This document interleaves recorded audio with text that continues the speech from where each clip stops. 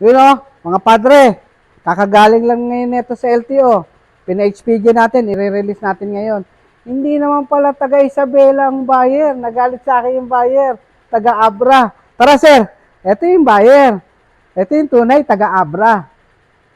Si sir, taga Abra to. Kaibigan natin. Engineer to. Hindi lang basta engineer. Board passer, mga padre. Civil engineering. Sir, saan mo to gagamitin? Pang-area sa roofing company. Yayaman to si sir. Magaling eh. Sir, okay naman sa yung sasakyan? Okay, sir. Approve. Approve na approve. Anong oras ka umalis?